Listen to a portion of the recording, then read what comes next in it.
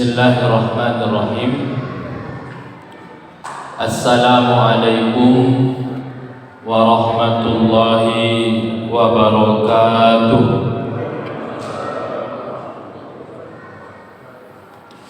Alhamdulillahi rabbil alamin, wa bihi nasta'in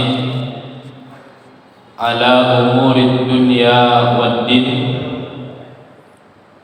Ashhadu an la ilaha illallah wahdahu la syarika lah, wa ashhadu anna Muhammadan abduhu wa rasuluh la nabiyya ba'dah. Allahumma salli ala habibina wa syafi'ina sayyidina Muhammadin sallallahu alaihi wasallam wa ala alihi wa sahbihi wa man tabi'ahum bi ihsanin ila yaumiddin. Subhanaka la ilma lana illa ma 'allamtana innaka antal alimul hakim. Rabbana zidna ilman warzuqna fahman wa amalan salihan. Amma ba'du. Hadirin wal hadirat, bapak-bapak dan ibu-ibu jamaah salat maghrib Masjid Al-Muhajirin Bumi Asri, mudah-mudahan kita semua menjadi hamba-hamba yang dicintai Allah. Marilah kita panjatkan puja dan puji syukur kita kehadiran Allah Subhanahu wa taala atas nikmat-nikmat yang Allah limpahkan kepada kita, sehingga sampai hari ini kita masih bisa melaksanakan ibadah yang diperintahkan Allah Subhanahu wa taala. Mudah-mudahan amal ibadah kita ini diterima di sisi Allah Subhanahu wa taala. Salawat dan salam kita sampaikan kepada Rasulullah sallallahu alaihi wasallam. Allahumma shalli wa sallim alaihi. Semoga kelak di yaumil mahsyar kita mendapatkan syafaat dari beliau, amin ya rabbal alamin. Bapak dan ibu yang dimuliakan Allah Subhanahu wa taala, pada pertemuan yang lalu kita membahas tentang al-malaikah, para malaikat. Meyakini adanya malaikat, mereka adalah hamba-hamba yang diciptakan Allah Subhanahu wa taala, adalah rukun iman kita yang kedua. Di antara sifat-sifat mereka adalah mereka diciptakan dari cahaya tanpa perantara ayah dan ibu. Wa annahum la ya'kuluna wa la yashrabun. Mereka itu tidak makan dan tidak minum sebagaimana kita manusia, jin, hewan itu minum. Wala yanamun, mereka juga tidak tidur. Wala yattasifuna bidukuratin wala unusatin wala khunusatin.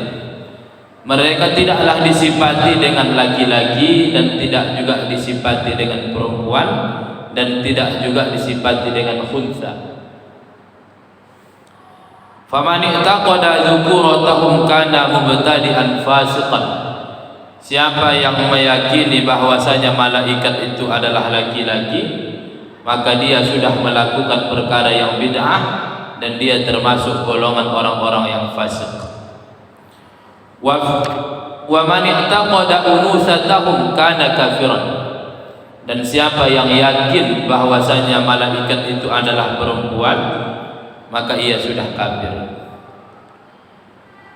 Wa aula bil kufri man i'taqada khunusatahum. maka yang lebih utama kafir lagi adalah orang yang meyakini bahwasanya malaikat itu adalah khuntsa. Bapak dan Ibu yang dimuliakan Allah Subhanahu wa taala, dan kita juga kemarin telah menyampaikan bahwa jumlah malaikat itu sangatlah banyak. Sangat banyak jumlah malaikat. Dan ulama kita mengatakan bahwa afdalul malaikah as-salatah alladzina hum afdalul malaikah alal itlaq. Jumlah malaikat itu banyak, tapi dari sekian banyak malaikat ada yang secara mutlak 3 yang paling terbaik. Jadi seperti manusia, tingkatan kita ini berbeda-beda di sisi Allah. Dan malaikat itu pun punya tingkatan yang berbeda-beda di sisi Allah. Sebagaimana manusia afdalu annas, sebaik-baik manusia adalah Nabi Muhammad sallallahu alaihi wasallam. Baru kemudian al-anbiya, para nabi setelah Nabi Muhammad sallallahu alaihi wasallam. Maka malaikat secara mutlak yang paling utama itu 3, yaitu malaikat Jibril, begitu juga dengan malaikat Mikail, begitu juga dengan malaikat Israfil, dan ada lagi menambahkan begitu juga dengan malaikat Israel. Maka dari malaikat-malaikat yang paling utama ini, dari sekian banyak malaikat, afdaluhum, malaikat yang paling terbaik, yang paling utama di sisi Allah Subhanahu wa taala adalah malaikat Jibril. Nah, malam hari ini Bapak dan Ibu yang dimuliakan Allah, kita ingin sedikit mengulas tentang malaikat Jibril. Nah, kita selama ini sudah pernah mengkaji 10 nama malaikat beserta fungsi-fungsinya. Namun dalam kajian ini kita usahakan dalam satu malam kita kaji 1 malaikat. Jibril 1 malam, Mikail 1 malam. Mudah-mudahan bisa menambah ilmu kita dan menambah keyakinan kita kepada Allah Subhanahu wa taala. Bapak dan Ibu yang dimuliakan Allah Subhanahu wa taala, apa sebenarnya makna dari Jibril? Kalau Nabi Muhammad itu bentuk dari isim maf'ul dalam bahasa Arab. Muhammad, isim maf'ul artinya yang terpuji. Lalu apa makna dari nama Jibril? Nama Jibril ini terdapat dalam Quran surah Al-Baqarah ayat 97. A'udzu billahi minasyaitonir rajim. Man kana aduwwan li Jibril. Nah, dalam kitab Sahih Al-Bukhari ada satu pembahasan namanya tafsirul Quran. Nah, kita mengetahui bersama bahwa hadis itu salah satu fungsinya adalah menafsirkan Al-Quran. Di dalam kitab Sahih Al-Bukhari ini ada perkataan dari Ikrimah, seorang ulama, Ikrimah. Beliau mengatakan bahwa Jibril itu diambil dari 2 kata. Pertama jab, baru il. Sama juga dengan Mikail, Mika sama il. Israfil asal katanya saraf il. Yang mana Ikrimah berkata Jabar, Mika, saraf maknanya adalah hamba. Adapun il artinya adalah Allah. Maka Jibril kalau kita artikan adalah Abdullah, hamba Allah Subhanahu wa ta'ala. Jadi malaikat Jibril kalau dalam bahasa Arab al-malaku Jibril. Jibril itu diambil dari dari 2 kata jab sama il. Jibril, maka arti Jibril adalah Abdullah, hamba Allah Subhanahu wa ta'ala. Bapak dan Ibu yang dimuliakan Allah, ayat Al-Quran yang berbicara tentang Jibril dengan menyebutkan namanya secara ini terdapat dalam surah Al-Baqarah ayat 97. Qul man kana aduwwan li Jibril fa innahu nazzalahu ala qalbika bi idznillah musaddiqan lima baina yadayhi wa hudan wa busyra lil mu'minin. Katakanlah, barang siapa yang menjadi musuh Jibril, maka Jibril itu telah menurunkan Al-Quran ke dalam hatimu dengan seizin Allah, membenarkan apa kitab-kitab yang sebelumnya dan menjadi petunjuk serta berita gembira bagi orang-orang yang beriman. Jadi iman kita terhadap malaikat Jibril itu bukan hanya ada di dalam hadis, tapi juga didapatkan di dalam Al-Quran, menunjukkan bahwa iman kita terhadap malaikat Jibril ini adalah perkara yang sangat penting.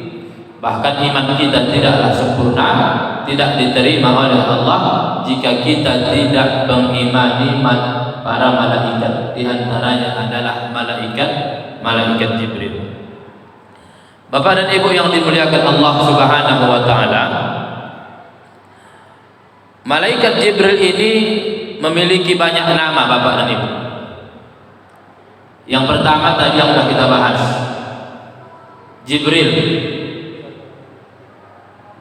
Nama malaikat Jibril yang kedua itu terdapat dalam Al-Quran, yaitu Ar-Ruh Al-Amin. Ar-Ruh Al-Amin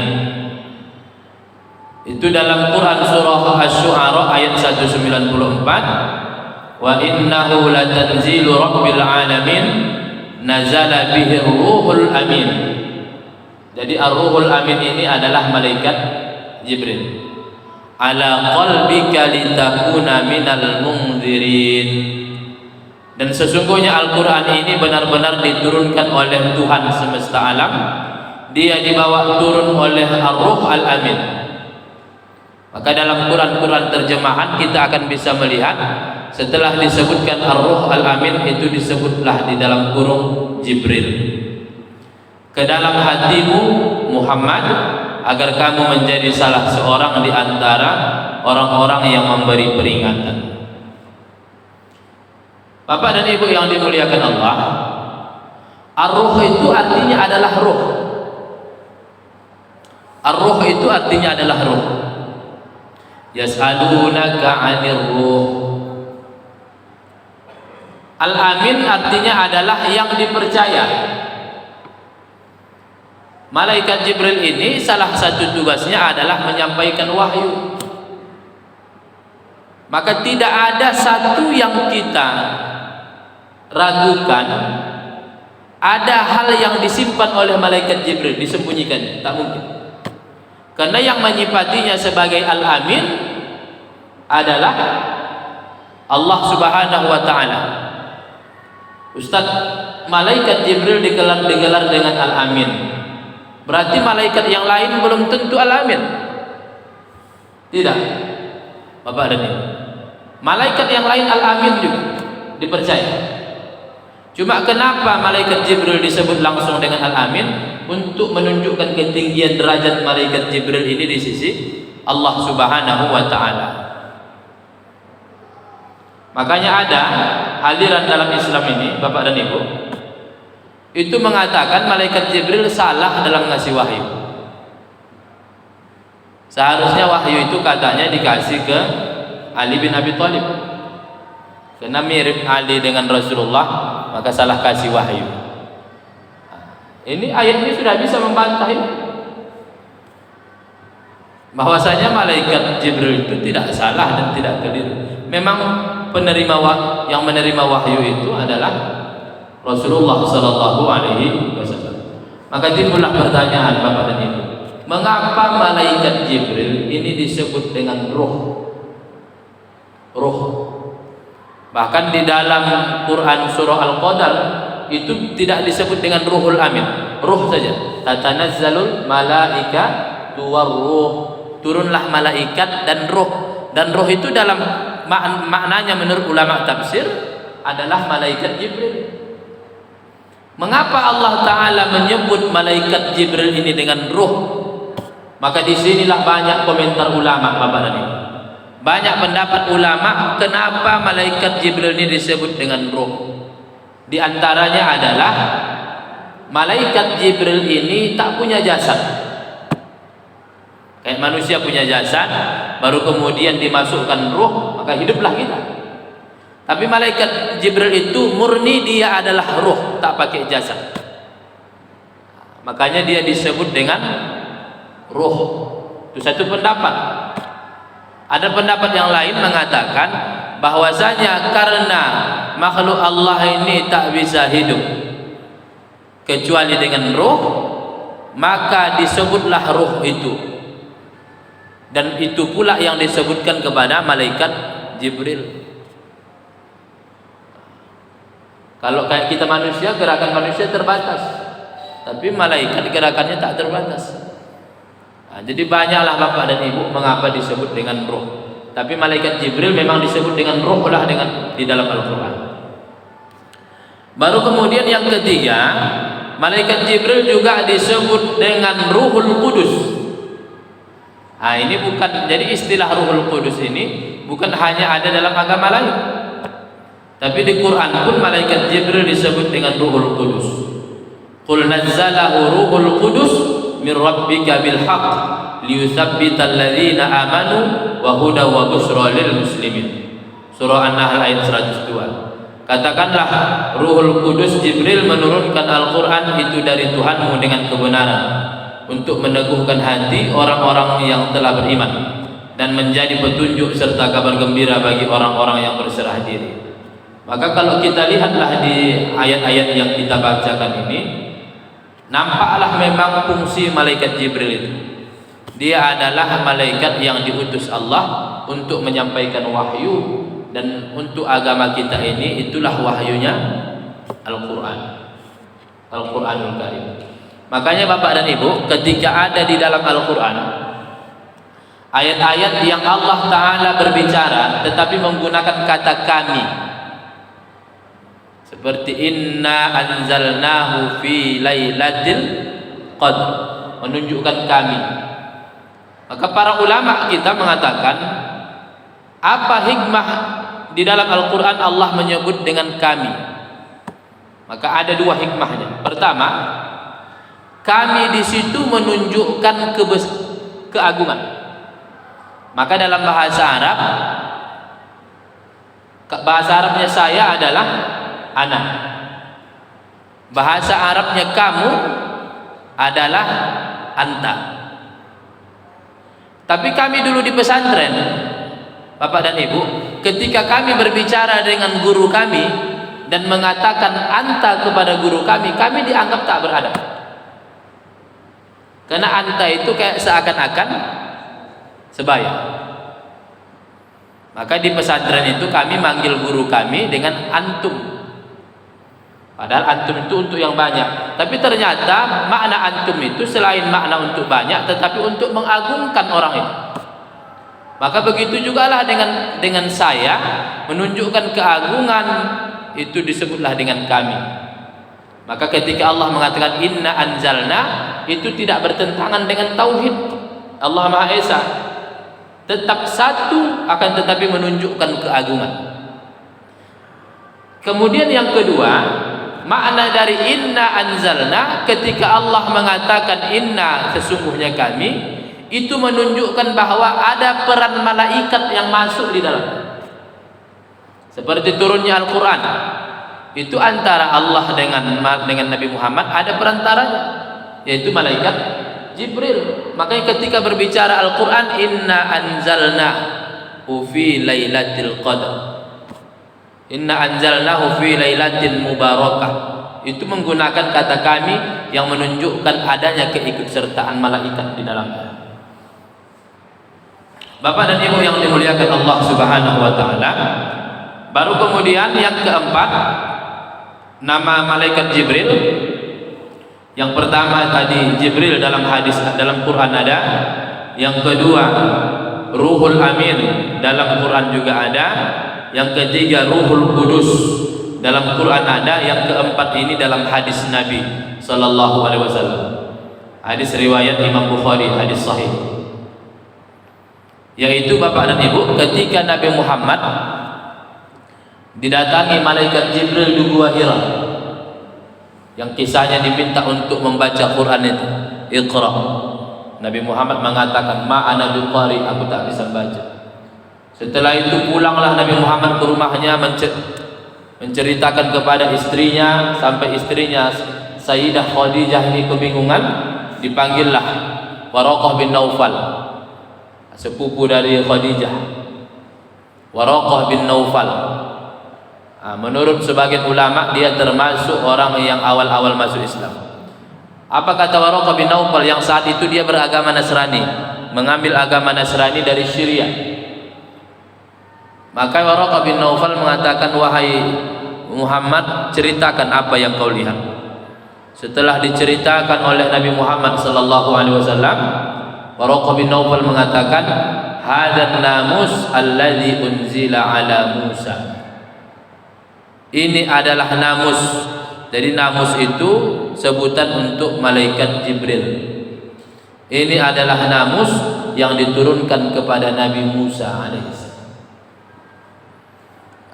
Jadi malaikat Jibril kadang disebut dengan namanya Jibril, juga disebut dengan Ar-Ruhul Amin, disebut juga dengan Ruhul Kudus, disebut juga dengan An-Namus, sebagaimana dalam riwayat Jibril. Makanya Waraqah bin Naufal berkata, wahai Muhammad, andai aku hidup saat kaummu mengeluarkanmu dari negerimu. Itu yang dikatakan Waraqah bin Naufal. Inilah salah satu berita hijrah itu Bapak dan Ibu. Andai aku hidup saat nanti engkau diusir oleh kaummu dari negerimu, maka akulah yang akan menjadi orang yang penolongmu, kata Waraqah bin Naufal. Apa kata Nabi Muhammad? Apakah mereka akan mengeluarkanku dari negeriku ini? Maka Waraqah bin Naufal mengatakan, tidak ada nabi kecuali dia dimusuhi dan melakukan hijrah. Maka berita hijrahnya Nabi Muhammad akan meninggalkan Mekah ke Madinah itu sudah disampaikan Waraqah bin Naufal. Karena kalau kita melihat dari silsilah kenabian, itu rata-rata dimusuhi kaumnya dan diusir dari negerinya. Makanya ada ungkapan, tidaklah ada nabi kecuali dia melakukan hijrah. Dan luar biasanya lagi hijrahnya Nabi Isa, bukan hijrah dari satu negeri ke negeri lain, hijrah dari bumi ke langit. Jadi Waraqah bin Naufal lah yang menyebut An-Namus itu adalah malaikat Jibril. Bapak dan Ibu yang dimuliakan Allah Subhanahu wa taala, masuk pembahasan selanjutnya, yaitu tugas malaikat Jibril menyampaikan wahyu. Kita selama ini Bapak dan Ibu mengetahui bahwa malaikat Jibril ini tugasnya adalah menyampaikan wahyu, sehingga tidak sedikit di antara kita menyangka cuma satu inilah tugas malaikat Jibril, sampai terpikir berarti kalau udah nggak ada lagi wahyu, malaikat Jibril tak bertugas lagi. Nah, itu yang menjadi. Jadi menyampaikan wahyu ini adalah satu dari tugas-tugas malaikat Jibril. Satu dari tugas-tugas malaikat Jibril alaihissalam. Dan secara umum malaikat Jibril tugasnya adalah beribadah kepada Allah Subhanahu wa taala. Ada malaikat yang kerjaannya dari awal diciptakan sujud saja sampai hari kiamat. Ada yang rukuk saja. Jadi malaikat itu tugasnya memang beribadah, dan mereka tidak akan bermaksiat kepada Allah Subhanahu wa taala. Maka tugas Jibril menyampaikan wahyu itu adalah tugas tambahan, misi besar selain tugas atau selain hikmah dari penciptaan para malaikat. Jadi nggak akan mungkin malaikat Jibril itu nganggur. Jadi Quraisy itu menulis buku judulnya Malaikat, dan saya ambil juga rujukannya, ditulis oleh Syekh Al-Asqar dalam bahasa Arab, Alam Malaikat. Dalam berbahasa Arab itu menyebutkan bahwa Jibril tidak hanya bertugas menyampaikan wahyu kepada Rasul, tetapi juga mengajarkan agama melalui Nabi Muhammad kepada sahabat-sahabat beliau. Jadi tidak hanya mutlak menyampaikan wahyu, tapi sebagaimana malaikat yang lain, malaikat Jibril juga sujud kepada Allah, juga bertasbih kepada Allah. Baik. Apakah Jibril masih turun setelah wafatnya Rasulullah sallallahu alaihi wasallam? Ternyata Bapak dan Ibu, pertanyaan ini bukan pertanyaan yang baru ternyata. Al-Imam As-Suyuti itu punya kitab judulnya Al-Hawi Al-Kabir. Imam Suyuti ini wafat tahun 911 Hijriah. Berarti dia lahir termasuk di awal-awal abad ke-10. Dia ulama Mesir, Imam Jalaluddin As-Suyuti. Kalau di sini mungkin ada buku Tafsir Jalalain. Tafsir Jalalain itu ditulis dua ulama, pertama Jalaluddin As-Suyuti, kemudian yang kedua Jalaluddin Al-Mahalli. Nah, Bapak dan Ibu yang dimuliakan Allah, dalam kitab ini, dalam kitab Al-Hawi Al-Kabir yang ditulis Imam Suyuti wafat tahun 911, berarti dia lahir di abad 9 ya, tahun 800-an. Beliau berkata, tersebar di lisan manusia bahwa Jibril tidak turun ke bumi setelah wafatnya Nabi Muhammad sallallahu alaihi wasallam. Ini di abad 9 sama 10 itu. Sekitar 5 abad yang lalu atau 6 abad yang lalu sudah ada pertanyaan ini. Ini adalah perkara yang tidak ada dasarnya. Di antara dalil yang membatalkan dugaan ini adalah apa yang diriwayatkan oleh At-Tabrani dalam kitabnya Al-Kabir, maksudnya kitab At-Tarikh Al-Kabir, Al-Mu'jam Al-Kabir, dari Maimunah binti Sa'ad, ia berkata, aku bertanya kepada Rasulullah sallallahu alaihi wasallam, apakah orang junub boleh tidur? Jadi Imam Suyuti itu ingin membantah dugaan orang malaikat Jibril tak turun lagi dengan dua dalil. Dalil yang pertama dari hadis Nabi. Ada pertanyaan kepada Rasulullah, itu dari Maimunah binti Sa'ad. Beliau berkata, ya Rasulullah, apakah orang yang kalau dia dalam keadaan junub itu boleh tidur? Boleh dia tidur? Rasulullah sallallahu alaihi wasallam menjawab, aku tidak suka kalau ia tidur sampai ia berwudu. Artinya Rasulullah tidak menyukai perbuatan kita kalau dalam keadaan junub kita tidur. Ini kan seharusnya mandi junub. Cuma kadang malam-malam jam 2 mandi junub. Maka kata Rasulullah, kalaupun dia tidak mandi junub, berwuduklah sebelum tidur. Walaupun wuduk itu tidak mengangkat hadas besarnya. Aku takut ia meninggal dan Jibril tidak menghadirinya. Kata Rasulullah, aku takut ia meninggal pada saat dia tidur dan dia dalam keadaan junub dan malaikat Jibril tidak menghadirinya. Karena diketahui bahwa malaikat Jibril itu akan menghadiri orang yang dalam sakaratul maut, yang mana ia selalu menjaga wuduknya. Jadi orang-orang yang selalu menjaga wuduk dalam sehari-harinya, ketika dia meninggal dunia, dia akan didatangi malaikat Jibril. Pastinya Bapak dan Ibu, kalau sudah datang malaikat Jibril adalah kemudahan di dalamnya. Berarti ada kemuliaan di dalamnya. Ini menunjukkan bahwasanya malaikat Jibril turun setiap ada hamba Allah yang meninggal dunia dan dia selalu menjaga wudhunya. Kemudian dalil yang kedua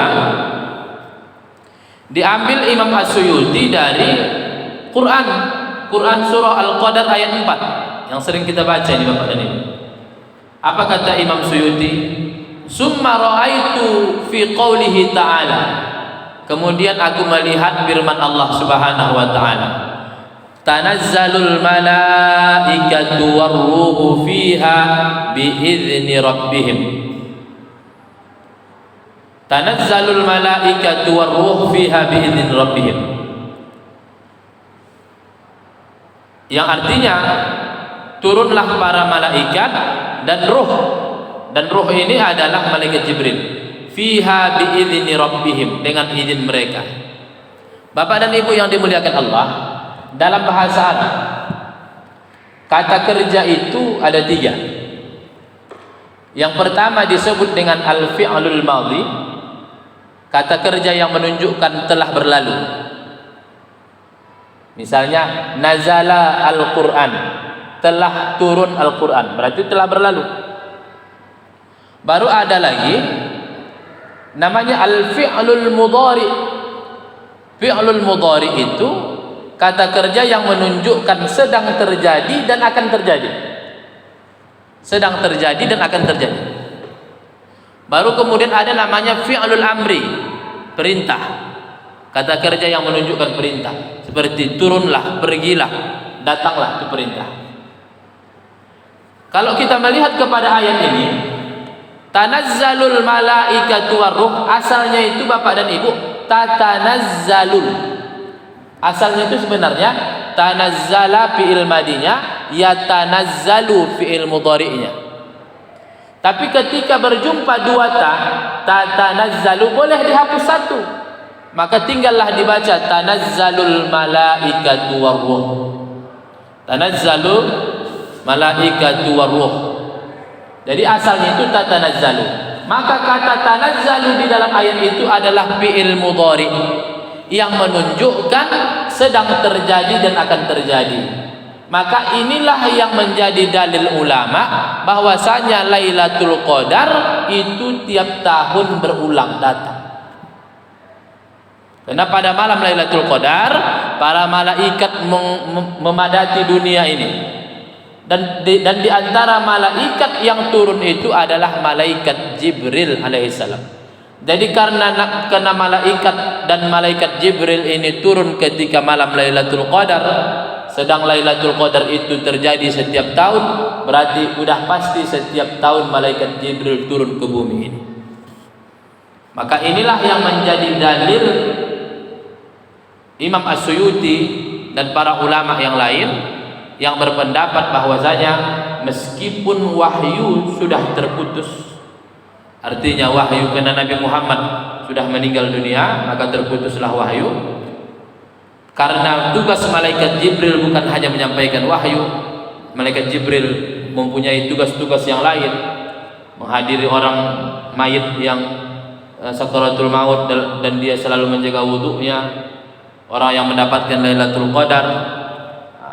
Maka inilah yang menjadi bantahan bagi orang-orang yang berpikir malaikat Jibril tak lagi turun ke bumi. Bapak dan Ibu yang dimuliakan Allah Subhanahu wa taala, inilah yang kita bahas tentang malaikat Jibril. Terakhir, Bapak dan Ibu yang dimuliakan Allah, ada sebuah riwayat dan itu dituliskan dalam kitab-kitab tauhid bahwasanya ini menunjukkan kemuliaan malaikat Jibril. Malaikat Jibril sebagaimana yang pernah dilihat Nabi Muhammad dalam bentuk aslinya memiliki 600 sayap. Itu malaikat Jibril juga melakukan yang namanya mandi. Jadi malaikat Jibril mandi dari air yang suci, maka tetesan air itu dari situlah nanti tercipta lagi malaikat-malaikat yang lain. Makanya Bapak dan Ibu yang dimuliakan Allah, malaikat itu terus diciptakan Allah Subhanahu wa taala sampai saat ini. Maka dalam hadis yang pernah juga saya sampaikan, ketika kita memberikan kebahagiaan kepada orang lain, Allah akan ciptakan seorang malaikat dari kebahagiaan itu. Artinya selama kita membahagiakan orang lain, masih ada juga malaikat yang diciptakan Allah Subhanahu wa taala. Wallahu a'lam. Mungkin itu yang dapat saya sampaikan, mudah-mudahan bermanfaat untuk kita semua. Untuk mengambil keberkahan, marilah kita tutup dengan doa. Astaghfirullahaladzim. Astaghfirullahaladzim. Alhamdulillahi Rabbil Alamin, wassalatu wassalamu ala ashrafil anbiya'i wal mursalin wa ala alihi wa sahbihi ajma'in.